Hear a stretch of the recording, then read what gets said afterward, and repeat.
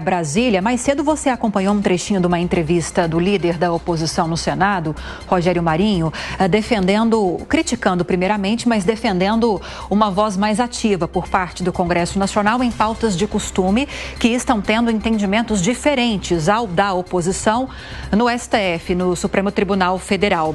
Dessa vez, a gente vai falar sobre uma declaração de Rogério Marinho dizendo que o Brasil não merece o ministro da Justiça, Flávio Dino, no Supremo Tribunal Federal. E aí, como é que fica essa questão, hein, Luciana Verdolim? Porque a gente sabe que o presidente do partido, Valdemar Costa Neto, está andando no sentido contrário. Já apoia essa candidatura, essa nomeação. Como é que fica essa questão? Olha, bastante complicada, Lívia. Inclusive, Valdemar Costa Neto está sendo questionado por várias lideranças lá dentro do PL sobre esse suposto apoio a Flávio Dino lá no Supremo Tribunal Federal. A indicação não foi feita, mas na Bolsa de Apostas a avaliação é de que talvez Flávio Dino seja aí o nome mais cotado. As pressões são muitas e o presidente Lula tem dado sinais, inclusive, de que não está gostando desse tipo de pressão. Não está gostando de pressões nem para o Supremo Tribunal Federal, nem para a Procuradoria-Geral da República. O que o senador Rogério Marinho, inclusive pelas redes sociais, disse?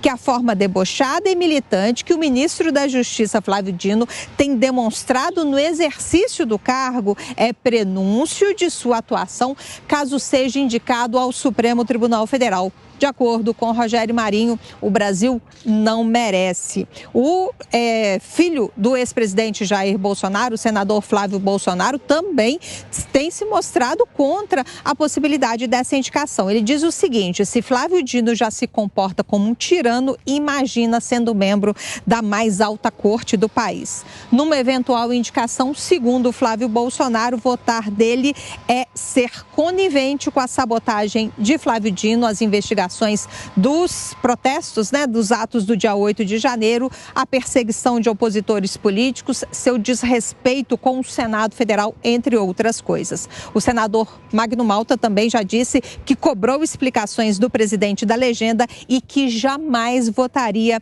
em Flávio Dino para ser ministro do Supremo Tribunal Federal. Ok, Luciana Verdolim, daqui a pouco a gente volta a conversar sobre outras questões importantes aí de Brasília. Um bom trabalho para você. Vamos a mais análises aqui no Jornal da Manhã, começando com a Amanda Klein. Amanda, dois aspectos.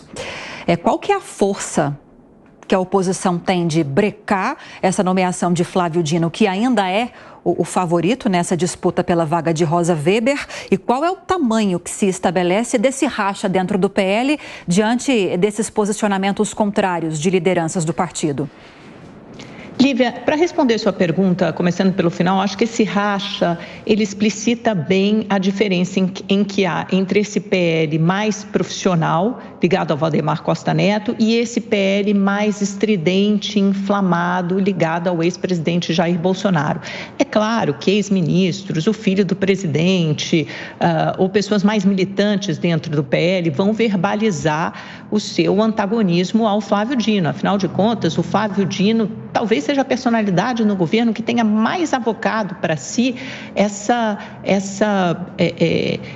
oposição aos bolsonaristas, porque o Flávio Dino conseguiu fazer isso muito bem nas redes sociais e conseguiu fazer isso muito bem na altercação, no debate com os bolsonaristas durante várias comissões para as quais ele foi convidado. Ele conseguiu lacrar. Normalmente, lacrar é uma coisa que a oposição faz muito bem, que os bolsonaristas fazem muito bem, mas o Flávio Dino conseguiu mostrar esse antídoto. E aí ele é tido pelos oposicionistas, pelos bolsonaristas, como alguém com vaidade, que promove perseguição política e levaria isso para dentro do STF. Por isso, ele consegue ter contra si um cerco muito maior do que teve o Cristiano Zanin, que num primeiro momento você pensa, poxa, Cristiano Zanin foi advogado do Lula, pessoal na Lava Jato, ele sim deveria ter sofrido uma oposição muito mais forte no Senado, por exemplo, na votação entre os bolsonaristas, e não foi isso que se viu. Pelo contrário, Cristiano Zanin se reuniu com várias dessas pessoas, fez aquele beijamão, passou por todos os gabinetes do Senado, se reuniu com Damares Alves, com Jorge Seife, com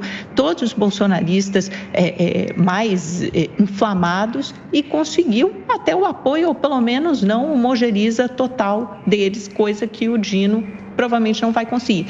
Agora, para a segunda parte da sua pergunta, que força isso vai ter para barrar a indicação do Dino? Acho que junto ao Lula, zero. O Lula já se manteve muito firme nas suas indicações, já passou esse exemplo outras vezes, quando quis indicar pessoas da sua preferência. O próprio Cristiano Zanin, por mais que fosse alertado dos obstáculos que essas pessoas enfrentariam, ele não deu bola para isso.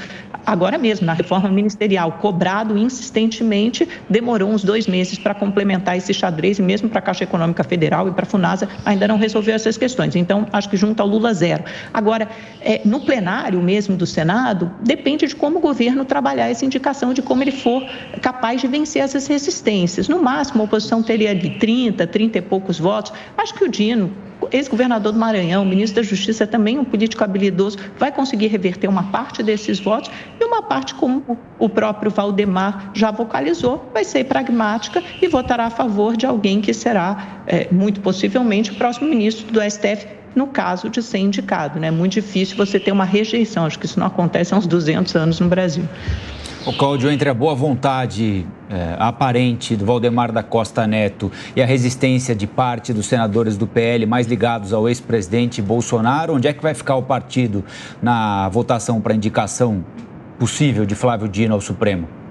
Bom, Colombo, a gente tem que ainda considerar que essa indicação ainda não foi formalizada, né? O Flávio Dino, como a gente tem visto, ele tem uma resistência. Essa resistência não é só da oposição, não, viu? Ele tem uma resistência grande no próprio PT lá no Senado.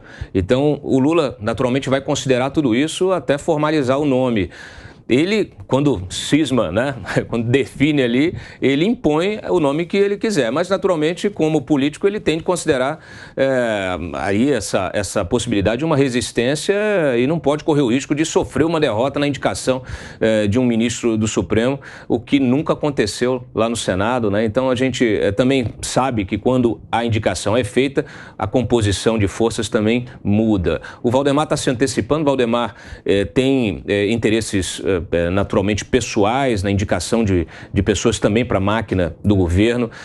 A gente tem informações de indicações ali para diretorias do Banco do Brasil, né? Então tudo isso entra nesse toma lá da cá, que faz parte da negociação política, né? Então, dentro do PL, naturalmente, os senadores aí que já se manifestaram, eles vão manter essa posição de resistência até o limite, até quando for possível.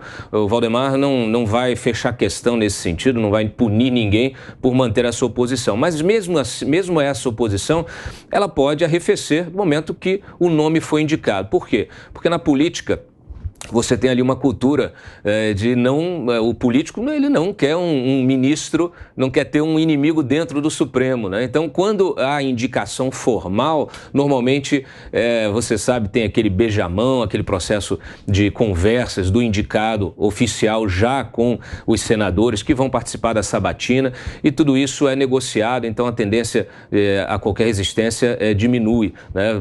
Então, assim, é natural que esse jogo agora, que ainda é o jogo prévio, né, essa movimentação prévia à indicação formal, ele seja bastante, vamos dizer assim, turbulento, né? Então vamos aguardar. Hoje o Dino apresenta daqui a pouquinho o programa aí de combate ao crime organizado, mas parece que as lideranças no Senado não foram convidadas aí a participar desse lançamento. Tudo isso pesa nessa construção de uma plataforma, de uma candidatura efetiva ao Supremo. Então vamos aguardar aí, colocar a lupa nesse processo que pode trazer novidades também.